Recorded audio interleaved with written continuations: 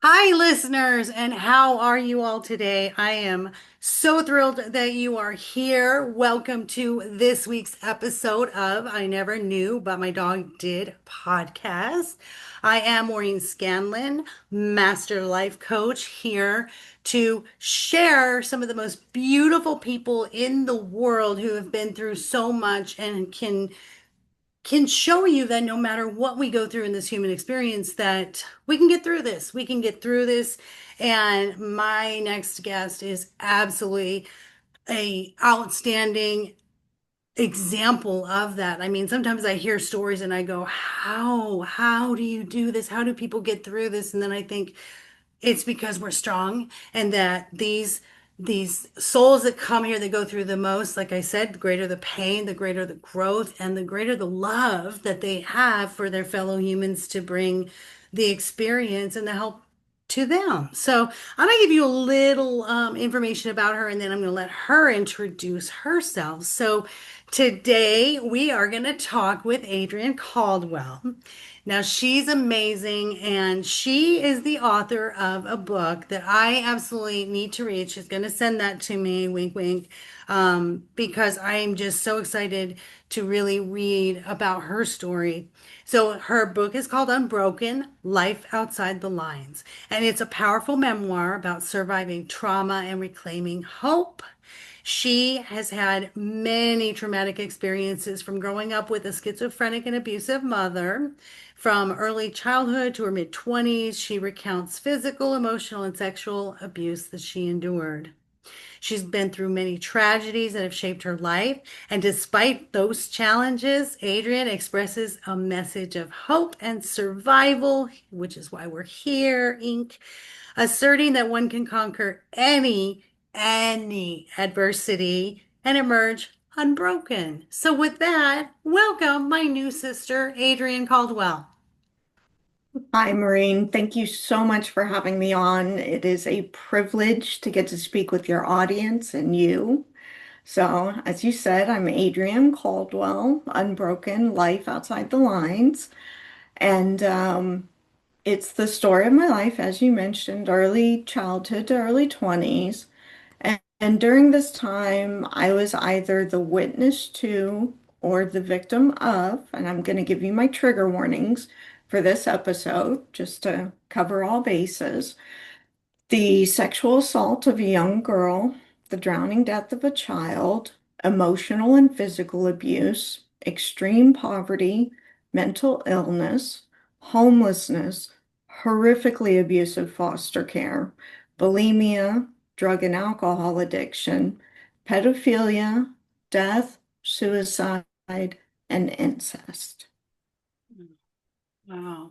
That's incredible. It sounds like a workbook that we study in psychology for just completely every mental or every abuse that can be done. And I'm just so sorry that any of that happened to you. So you may start wherever you would like. I call it your knee story. So I feel like we've all had many knee stories in our life, but I feel like there was this one moment, like I was telling you off air, and listeners, you know my story, the epiphany moment with the dogs when I realized I didn't love myself unconditionally.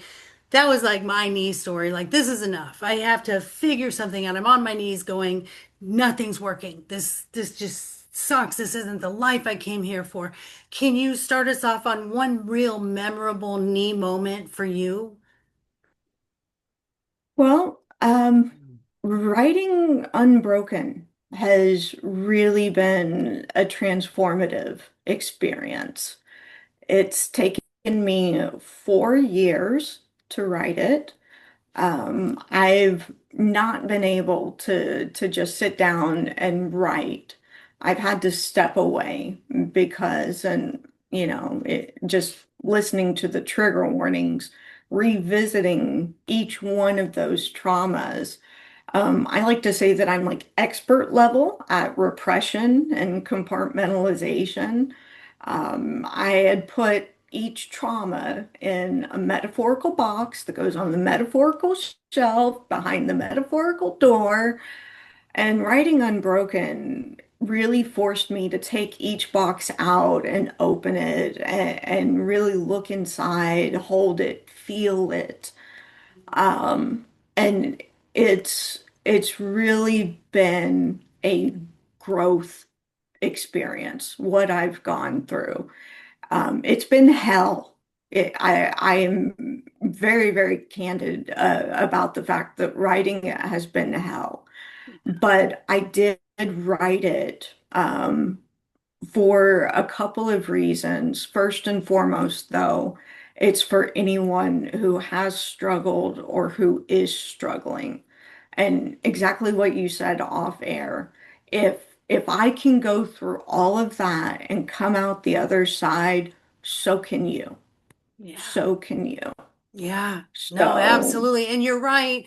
Writing and listeners, I just want you to take this into account. If you read memoirs of authors who've been through a lot in their life, first of all, have mercy and understand how difficult it is to be that vulnerable, that you're putting down all these private, secret things that have happened in your life and you're giving it to people. You know, Brene Brown always says people have to earn your vulnerability story. Well, when you're an author and you throw it out there, readers are not earning that vulnerability story. So maybe be kind when you do read memoirs of how hard that is to put those experiences on paper in black and white. And I was telling Adrienne offline when I wrote my book, when I handed that over to the publisher, when you hit that button send, it's like giving someone your newborn baby, and you're like, are they going to take care of it? Is it okay? Is it good? It's terrifying, but it is, like you said, it's this apocalyptic change in you that it's exposure therapy. It really is exposure therapy. Like I call it the trauma folder. And I love that you said the boxes. I always say you can leave your trauma folder open on your desk all day, every day, and read it, you know, cover to cover every single day. It's not going to change what happened and it's not going to change what's going to happen. But I like to say close the trauma folder and put it in your file. And every now and then it comes out and you read it. But mm, doing a book like you, a memoir like you had that trauma file open on your desk and you had to walk away absolutely. from that desk and be like, okay, that's enough for today. We've revisited a little bit. Did you take care of yourself when you were going through that? 4 years is a long time of exposure therapy. How did you, maybe this will help the listeners when they're going through some of this revisiting of their trauma. How do you step away and what do you do to kind of compartmentalize that? Sure, sure. And before I answer that, I wanted to just say that I am absolutely terrified of giving my story to the public because there are things in there. Um, I am completely honest in my story. And there are parts in there where, as I mentioned offline, I've received feedback where it makes me look like the villain. And I am deeply ashamed of some of the things that I have said and done. I have hurt people. So putting it out there, I'm already anticipating that there will be trolls, there will be people who are going to judge me mercilessly. And my plan in what I have, my plan on how to deal with this is to let my husband be the filter. I will not read reviews. I will not go online and look at it. He can read it. If there is constructive criticism, constructive feedback, I want that. But just the trolls that are just shaming me, he's going to filter all that out.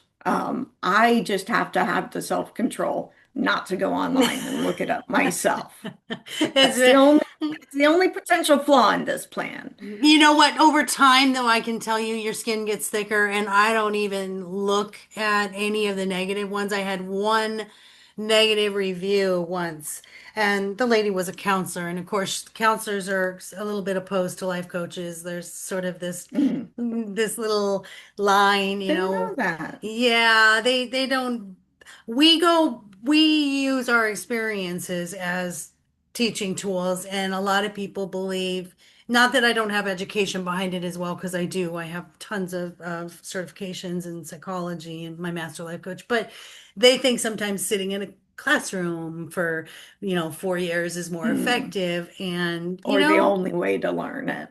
yes, and you and I were talking about there are so many different ways to receive therapy, not a one size fits all, and you're allowed to try on different therapies like you do pants, So back to, I want you to Absolutely. share whatever you're most comfortable with sharing so our listeners get an idea of the Hmm, intensity of the traumas that you had been through. And for me, what stuck out was growing up with your schizophrenic and abusive mother, because that's our first place where we learn love. It's the first place we learn safety. So that had to be so difficult. Tell me when you first realized this about your mother.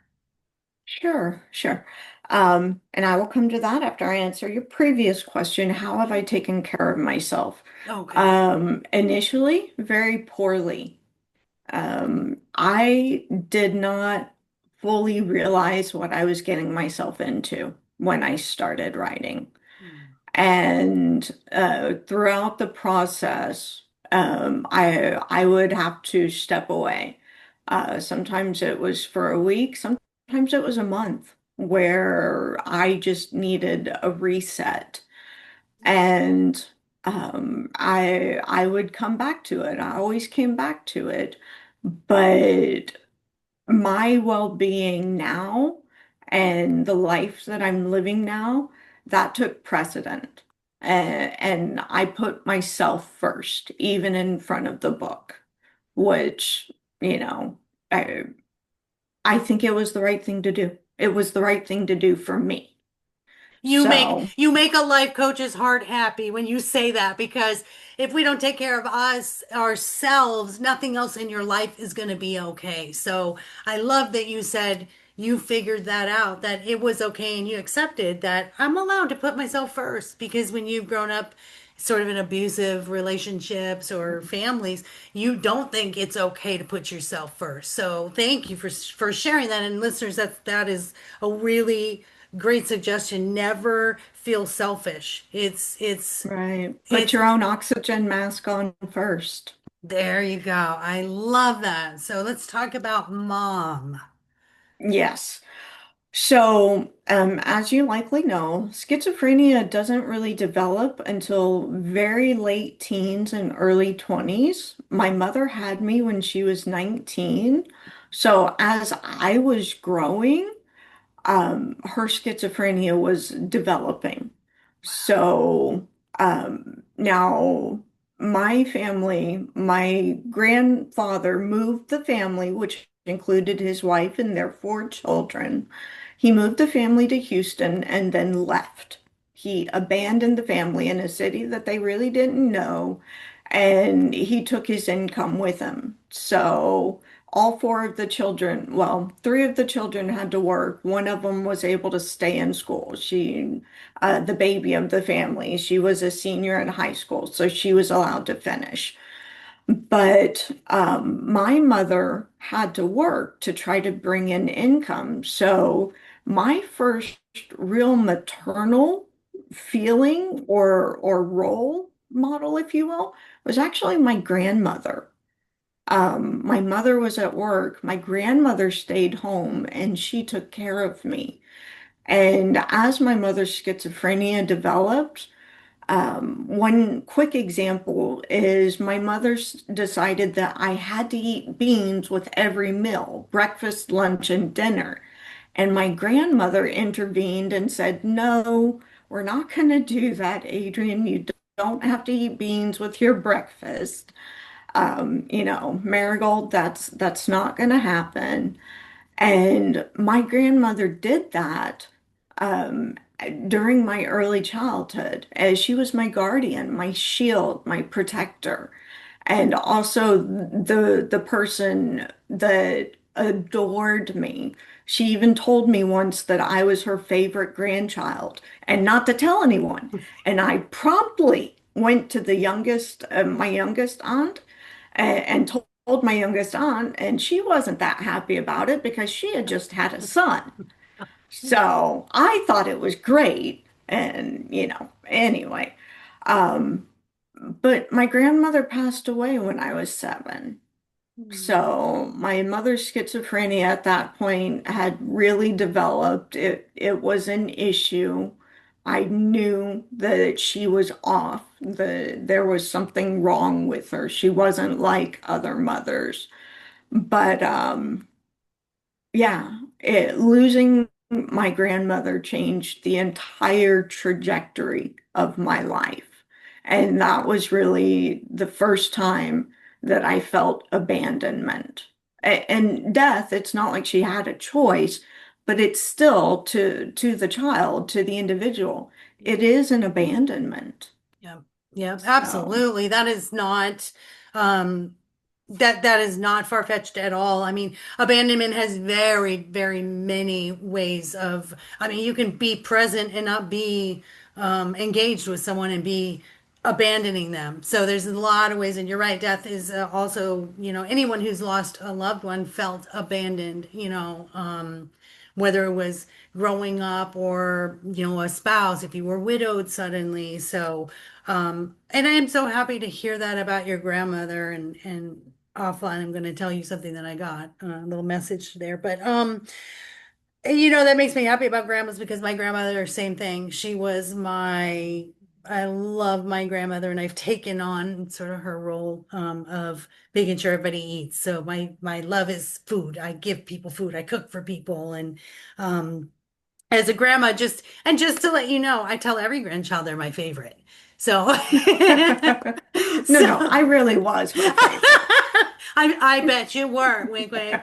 Um, so all my four grandchildren, you're all my favorite. I'm just gonna put that out there. So that was really a big turning point. And 7 years old is such a delicate place because that 1 through 6 are those really vital development years. To lose the one person you felt safe with and adored by and nurtured by. Now here you are at 7 years old out in the world with your schizophrenic mother. So tell us more. Yeah.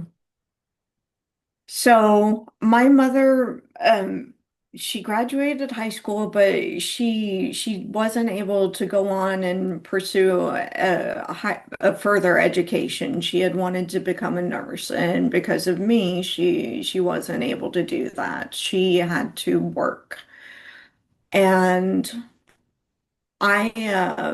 she never made enough money for us to really live on our own. We ended up bouncing between one set of aunts and uncles, my Aunt Rose and Uncle John, and then my other aunt and uncle. So my mother's brother and his uh, future wife, Okay. and then my other aunt and uncle, who were, oh, I don't know the nice way to say it. They were just white trash. They were dirty. They smoked marijuana constantly in front of us children in the car. Um, they had so my Aunt Lynn and her husband, he had a daughter from a previous relationship, and they had a son together. So it would be the three kids, the three of us sitting in the back seat of the car, and them up front driving and getting high with the windows rolled up. This was the 80s, and they didn't even bother to roll the window down. And just their lifestyle, their decisions, they were just, it was awful. And they took advantage of my mother. Anytime we lived with them, They would take all of her welfare check and food stamps. And my mother and I, we cleaned as much as we could. We cooked. It was a a horrible environment. They would scream. Aunt Lynn and her husband would scream at us children, "Go get me a Pepsi." Blah, blah, blah, blah. Everything was screaming and yelling. They were physically abusive with their children. My mother was physically abusive with me.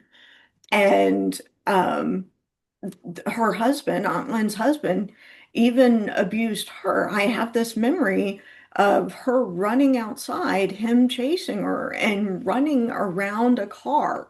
And he couldn't catch her, and eventually he did, and he beat her. Wow. So that was Aunt Lynn and her husband.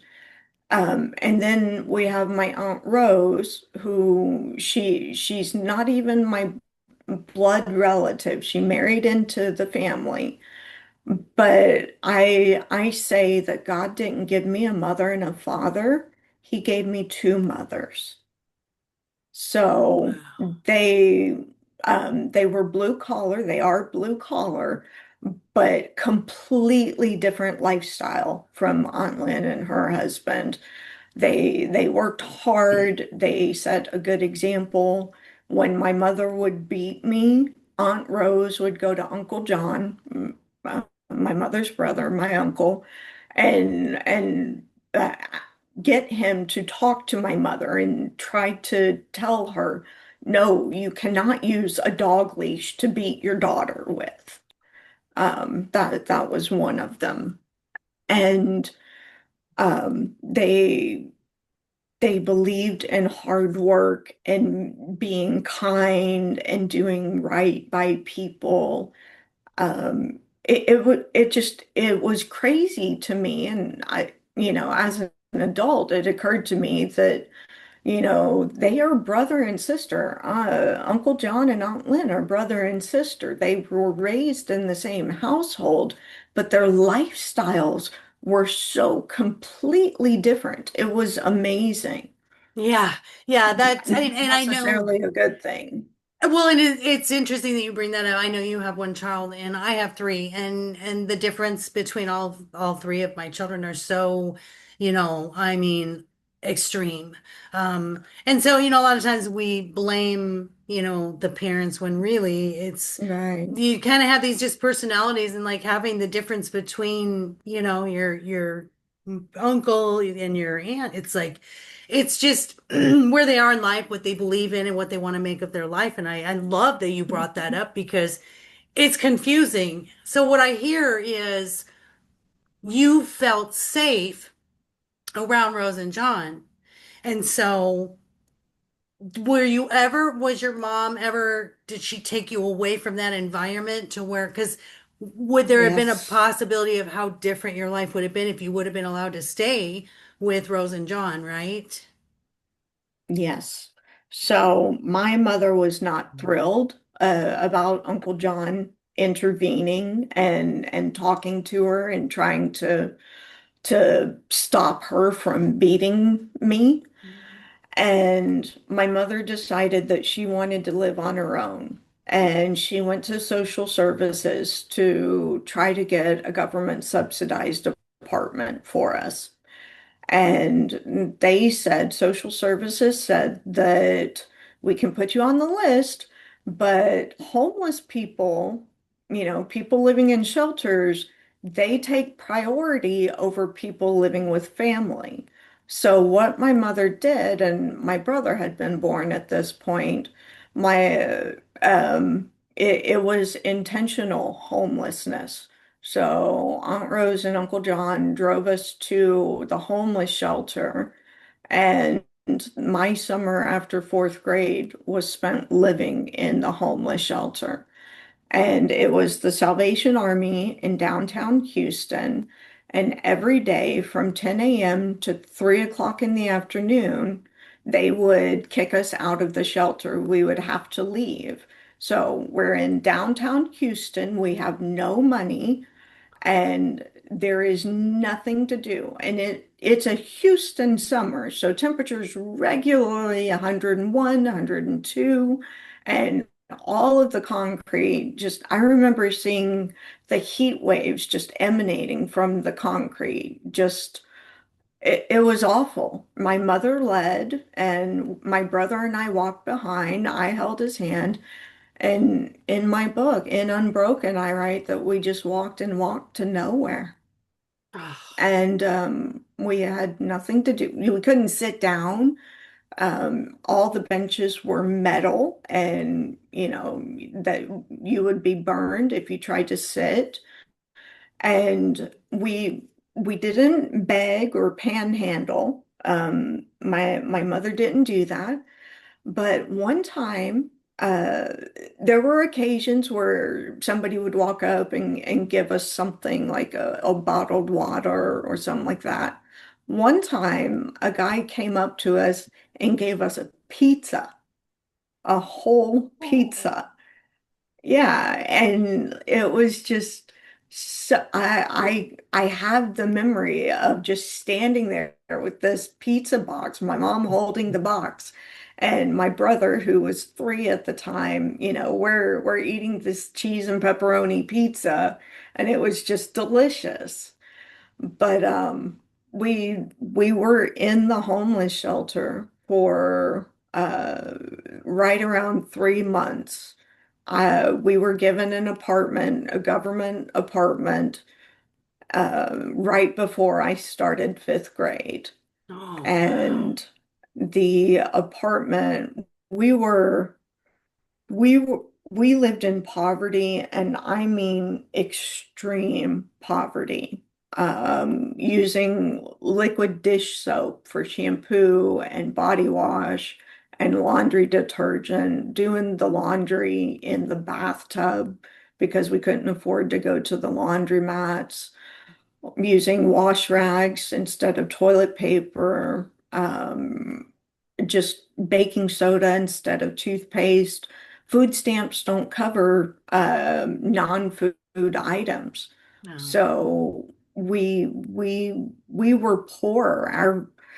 Our furniture for the 2-bedroom, 1-bath apartment that we had an egg crate in the living room with a 12-inch black and white TV on it. There was a mattress on the floor for my brother and me to sleep on. My mother had a dresser that she had from childhood, but she slept on the floor. And we were poor, truly poor, but we were clean. I associate the smell of bleach with my mother. Mm, And eventually, Aunt Rose and Uncle John brought a mattress for my mother to sleep on. mm. I remember her using a broom. We couldn't afford a vacuum, obviously. She would sweep the carpet. So Wow. even though we were so poor, we were clean. Yeah. And it so much so that one of our neighbors must have had mice or rats. But one morning I woke up with a bite mark. Something had bitten me in the middle of the night. And I assume it was a mouse or a rat because we didn't have any food crumbs anywhere. I Right. mean, you could literally eat off the countertops or even the floor.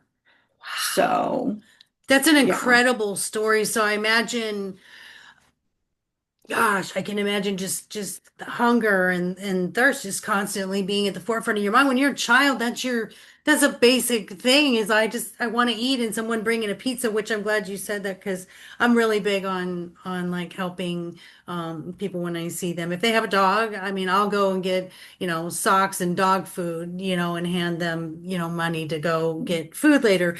But tell me how, and I know you have so many stories to tell, and an hour is never going to be enough. That's such an incredible story, and how sad that these shelters kick you out. Like, how dumb is that? And I don't know if you know this, my love, Miss Adrian. I'm a fellow Texan, so I'm down here, up here. Oh, I'm up here, over here. I'm over here in Where Austin. are you? I'm in Austin? Austin. Yeah, so Nice. I'm in a suburb outside of Austin called Pflugerville. Oh, I Um, know. I know. I went to Southwest Texas. I refuse to oh, call it Texas State because when I went, it was Southwest. I love it. I love it. So I do know how hot that was. Absolutely humid. That's the difference. I grew up in Arizona, but I've been in Texas for 3 years now, and humidity is way different Mhm. than it's a dry heat kind of thing. They're both hot, but the humidity when you're out in it, it actually dehydrates you faster. I've I noticed like that. to say, I like to say that I live in the armpit of the U.S., My where I live in the armpit of Texas. My husband used to live in Houston years ago with his first wife. But um, so you're absolutely right. And I think it's a shame that, and I understand shelters don't have the room, but my gosh, you're sending two children out into very dangerous, life-threatening weather. I mean, it is. It's not like we're not talking about tornado or whatever. Whatever the heat though can kill you faster than anything else. I know that growing up in Arizona, but tell me how, because I'm curious to see how, because I told you I wrote two children's books, and so I'm trying to Mhm. sort of change things in our early childhood so that when we're adults, we won't be as affected. How did that affect you? And then later on as an adult, and how does it still affect you? How do you see, like, um, for instance, sorry, I'm not being very eloquent in my speech today. For me, sometimes things pop up. I was really annoyed with my grandson the other day, and I was like holding it in, and then he'd say something, and I was really short with him. And it was like this, oh my gosh, I'm acting like how my mom was with me. And so I Mhm. stopped and said, I'm sorry, this is the way I'm behaving. And this is why I'm behaving this way is I'm really annoyed, and but that's no excuse to talk to you that way. Do you find, or how do you find, what are some of the things that come up that you're like, oh, that was from my childhood? Like if you're hungry, are you an overeater, or do you hoard food, or like depression people save everything? Can you share some stories like that with us? Sure, sure. So, um, you hit on a great point. I hadn't even touched on it. Food was an issue. So the apartment we received, it was an all black neighborhood. We were literally the only white people in the neighborhood. And if you Google it now, Haverstock Hill Apartments, if you Google it now, you'll see the reviews. Not that many people are killed. And if you mind your own business, ignore the drug deals, you'll be fine. Just mind your own business. And food was an issue. There was a convenience store at the very front of the apartment complex, and then across the street, there was like a mini mart, but they didn't sell meat, and my mom couldn't afford it anyway. We lived in what is now known as a food desert. And my brother and I eventually got taken into CPS custody, and we were malnourished. We were absolutely malnourished. So, how did that affect me? In the shelter, once we were allowed back in after three, there were two twin beds in our room, and we pushed them together. And my brother would sleep in the middle, and I would sleep on the other side, and I would read. Reading was my escape. They had Reader's Digest books, and I went through their entire collection. Every book that was in the shelter, I read. And being in this government apartment, my elementary school, because I was in fifth grade at this point, my elementary school was directly next to the apartment complex. There was even a pathway to just walk over across to the school. And I used school and books as my escape, as how I got out of my day-to-day reality, which was just horrific. living with my mother on her own. At this point, her schizophrenia was beyond full blown. She would go in the room, in her room, and stay there for days, not Oh, talking to us.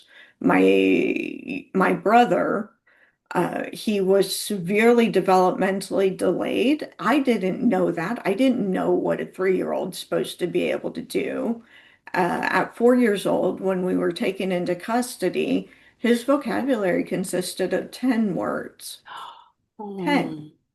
my gosh. So, but I was raising him, not our mother. She wasn't able to, so I fed him as best I could. And every month, this is a happy memory. I don't have a whole lot of them, but every month when my mom would get her food stamps, she would take us, my brother and me, and we would go to the convenience store and we would pick out a pint of Bluebell ice cream and a bag of chips.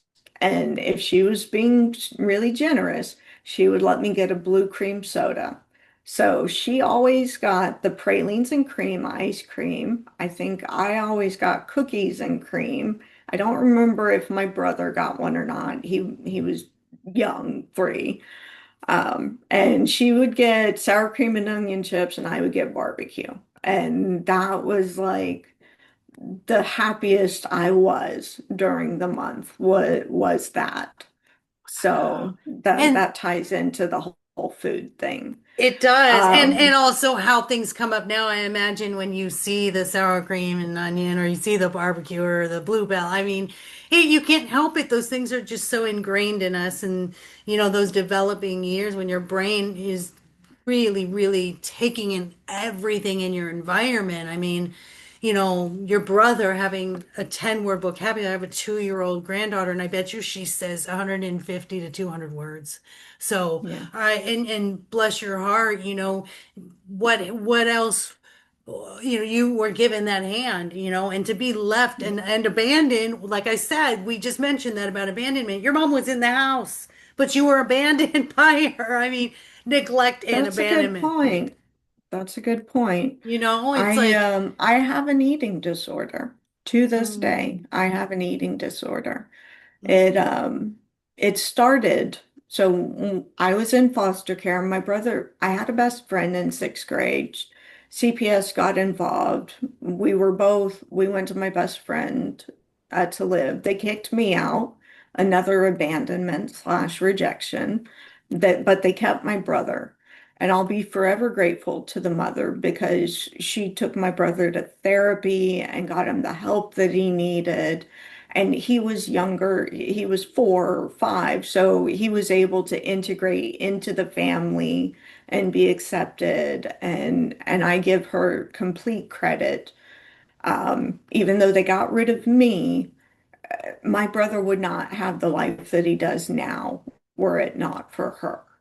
wow. So, That's very selfless of you, because I feel like separating siblings and just kind of throwing you out there, discarding you, like, I mean, these are the things. These are the things, listeners, in life that, those experiences. How can we not feel rejected or have rejection right, dysmorphia or have, neglect or abandonment fear or anxieties right, when we're in a relationship? Like, you do one thing wrong, they're going to leave you. Like, this is all those things that happen right, that bring us to where we are as adults. And right. I tell my clients all the time, to relieve the shame, like you were talking, Mm, I always say, take that shame off of you, take that guilt off of you. You didn't ask for that. You weren't given a choice to deal with shame and guilt or to deal with homelessness. You weren't given a choice to deal with if you had addictive parents or schizophrenic, like how we take that on so much of other people's stuff, and it suppresses and holds us down, oppresses us to where our lives as we're older, it's not quality because we've carried that for so long.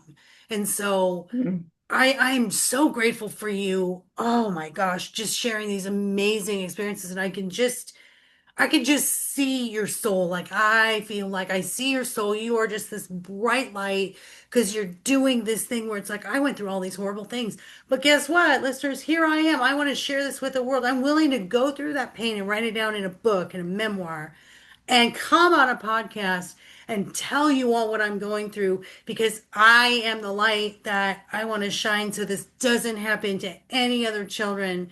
And I just think that's such a beautiful thing. And I just absolutely admire that. So let's talk about, God, I could talk for hours, and I know we're getting close to our hour. Tell our listeners where you are as far as what is the best way if they're going through anything similar to some of the things you've gone through. What are some of the tips or the things that you can share with them so they can get some help or so they can make it through like you have? Absolutely. I think first and foremost, reach out to a friend, reach out to uh, another person of authority, somebody in your life, or a hotline, the wannatalkaboutit.com, or anything like that. Just take that first step, reach out. And that requires you to acknowledge that you are struggling or that you are going through very difficult things.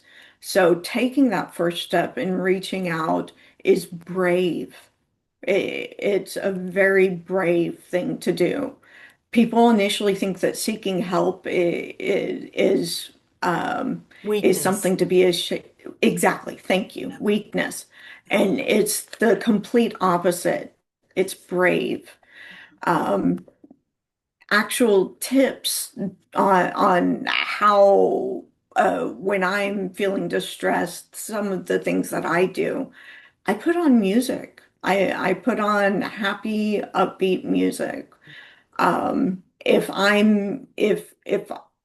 So I have, uh, historically, I've had anger and even rage that I felt about my past, about what I've gone through, about what people did to me. Yeah. Um, so after my mother, we went to my best friend's house. They kicked me out.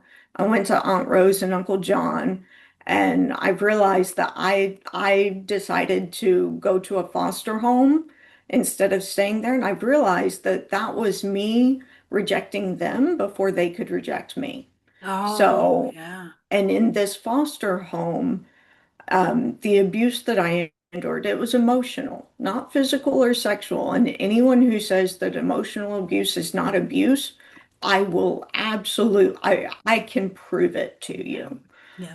Um, she was awful. She's the one, that's where I started with my eating disorder. I was trying on swimsuits one day and I came out and showed her. And in my book, she's called the bitch from hell, TBFH, the bitch from hell. I refuse to name her. She doesn't get a name. And she looked at me and said, "Your thighs are fat. I'm surprised you haven't started throwing up to lose weight." Dang That's it. what she said to me. And it's something that I struggle with to this day. Yeah. When I'm triggered, whenever I go through things, obviously it's not healthy. I'm not recommending it, Yeah, but but you know what, Adrian? You know what? I commend you because I don't do this podcast so I come on here and I go, everything's so perfect and I made it over this hill and you can too and I'm living in la la land.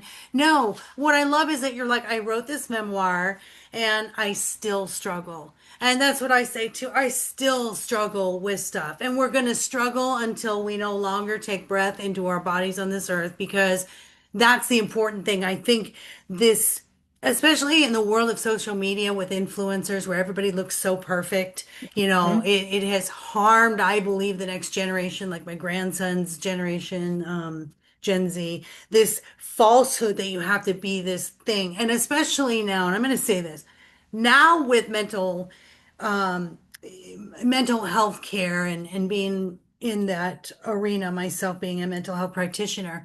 You know, yes, it's accepted to get help now, but now I hope we don't go the other way where it's like, well, you should be perfect if you're getting counseling, or you should be perfect if Right. you're seeing a life coach, or dude, get into therapy and you'll be perfect. I really hope we don't reverse the stigma of the Right. first stigma was getting help was embarrassing and Right. shameful, and I hope we don't get to a stigma of now you're getting help and what's wrong with you? You're not perfect yet. So I Right. commend you for saying, "Hey, I still struggle with it. These traumatic things still pop up for me today, Maureen."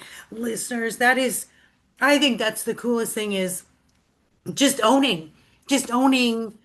Yeah, I still have issues. I still struggle, but I'm here. I'm still here. I'm writing a book about it and I'm talking about it. And I'm here to talk to you guys if you want to talk to me. And I'm here to, give tips or some help of what worked for me. It may not work for you, but I think it's beautiful, beautiful what you're doing. Now, I want you to give, I love the music part because I'm a huge music person too. I think anything you can find that's not like an escape, but in a way more like a vacation for your mind. I like to say, because I feel like addiction can be an escape, but we're not talking about addictions. We're talking about like, I just need to move to this happier place for a minute, like Happy Gilmore. Where's your happy place? So I love that idea of music or art or reading. I love that reading for you was a good way to get through things and kind of take you to a different place than your reality. And that's okay. You were in your reality as a child that it was horrible. It's okay to escape to something that felt better. And we all need to find that thing that feels better than the thing that's not feeling good. So, Right. as we wrap, I want you to tell everyone where they can find your book, where they can reach out to you, websites, all that good stuff, because I'm sure you have touched, if not at least one person, many people today who are listening going, I had a childhood just like that. I get it. And your book is giving me inspiration. You're allowing me to feel okay about being vulnerable and speaking my story. I mean, the ripple effect that you're having, you're the pebble in that lake that is just going to spread. So tell us where to find you. I'm long-winded today. Sorry. Thank you, Maureen. That's my hope. That's my hope. So, any major book retailer, Amazon, you can find Unbroken Life Outside the Lines. If you go to my website, Unbroken Caldwell, you can actually sign up and you'll receive the prologue in chapter one. I have on my website, I have photographs, including a picture of me standing next to my grandmother's casket. You can just see in my face Oh, the loss. I also have the documents that I mentioned earlier from CPS. So you can, my psychiatric evaluation I include at the end of my book, but it's also online as well as the second one, the monthly reports, letters that I wrote wow. my best friend while I was going through my foreign exchange, which we didn't even cover. All of these documents are available. So the book is the firsthand account, and these documents, I've compiled them into a companion text, and one day, hopefully, it'll be used in academia. Oh. And Unbroken Caldwell's my handle. So I'm on Facebook, Insta, and LinkedIn. Unbroken Caldwell.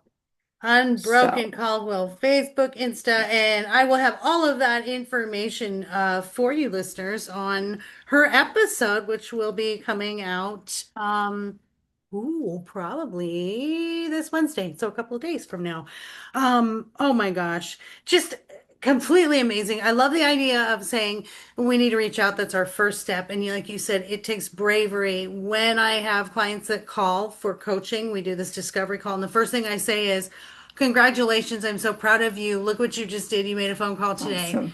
Like this is not a Yes, that's shame thing. awesome. This is an amazing thing. And then I'll say, do you know how amazing you are? Because look at this thing you did today, or look at they'll tell me their story, and I just hone in on that thing that's good about them because we're so busy picking ourselves apart about what's bad about us. Mhm. So we have to stop doing that. So thank you for sharing that. And then the hotline as well, guys, is 988 for any suicidal ideation or any mental health crisis. So please be sure to call that.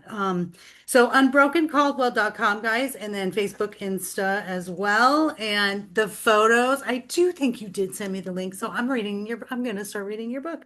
I have so many books that I want to read, but I can't wait to read yours.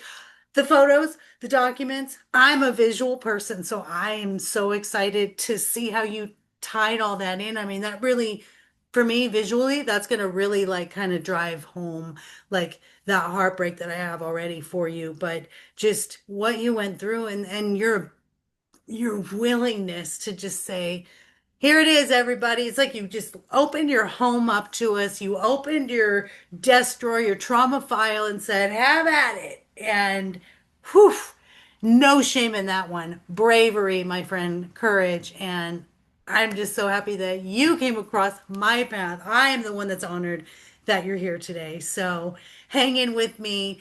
Thank you so much for being here and say goodbye to our listeners, and I'll close us out for today. Listeners, thank you so much for being a part of my story, allowing me to share it with you, and for your time. And for anyone struggling, just remember to just take that first step, take those baby steps, and know that your situation today is not permanent, and the decisions you make today can impact your life tomorrow. Oh, beautiful, beautiful golden nuggets from Adrienne's lips to your ears, listeners. So, ah, I just have to take a deep breath because that was just so wonderful. Anywho, okay, my listeners, I of course am very, very grateful for you as always for being here. You all know where to find me, of course. I am at lifecoachmaureen.com where you can buy my books. Please go on and give us 5 stars on the podcast because that keeps it to where we can keep getting good guests like Adrienne out there for you guys to listen to and to learn from and bless their hearts for showing up for you to change the world. And let's go out there and be kind. And when you see anyone who is homeless, bring them a pizza. That's my takeaway. I'm bringing pizza I love it. to my homeless friends. That's Love it. it means a lot. I actually had a gentleman, I was leaving the mall at I think it was at Lakeway, and there was a gentleman, and I gave him some money and we started talking. He liked my car, and I go, "You like my car?" And I go, "What's your name?" And I go, "Do you have enough water here? I have some water." I had water bottles. Like, people sometimes put this wall up like I don't see them, they don't exist. They're people just like us. Like, let them know they're important. Let them know you see them. Let them know you care. That's the biggest thing for me taking away that you reminded me of is no one is homeless by choice. It's not a choice. Your mother leaving this situation to try to go and get an apartment for herself. That was a choice that she made, thinking that was better for the three of you. Sometimes there's guilt you don't want to impose on relatives or friends. So there's all kinds of reasons why people are homeless. And the state of our leadership in this country is now adding to some of these issues, and so talk to your leaders if you feel you could make a change there or you want to see some change there. So I'm just encouraging everyone to make a difference in the world. So I love you all. Don't forget I got my books out there as well. Two children's books, two books about my life as well, geared around the dogs. We are doing I'm so excited. We are doing the Round Rock Pumpkin Fest with My Dog is Everything Boutique. I have a dog boutique, Adrian, because I adore my doggies. I make homemade treats and we make handmade bandanas and little poop bags and paw balm and the treats for the dogs are very, very healthy. We are going to be at the Pumpkin Fest all the last next 2 weekends of October, the rest of the week or the rest of the month of October. So please, please, please, please, please come out and see us. We're going to be there the 18th and 19th and 25th and 26th, I think, is Saturday and Sunday. So I want to see everybody. If you can come and see us, we've got lots of fun stuff and some giveaways, candy, all kinds of fun stuff. But we'd love to see you in Round Rock. It is 10 to 7 is the Pumpkin Fest again on Saturday and Sunday. And it's the only one in Round Rock. So, and that's what we do. And then when you can go online, mydogiseverything.net, we have all the products there as well. So, leaving you with this last thought that I shared offline with Adriene. Let's not judge people. Let's not shame people. Um, let's be kind. Let's show compassion. And let's have gratitude for people who are willing to put their lives out there and their vulnerabilities out there. In the words of Brene Brown, you don't get a say if you had no participation in the experience. So, it's not our place to judge each other. It's not our place to criticize anything that anybody does with their life. You just stay in your lane and take care of your business and have the best life possible and love the people that are in your life. So, with that said, I love you all. And until next week, take care of yourself, take care of each other, and most of all, please take care of those babies. Make sure that you adopt and do not shop. There's plenty of forever friends out there waiting for their forever home. So I love you all. Until next week. Bye.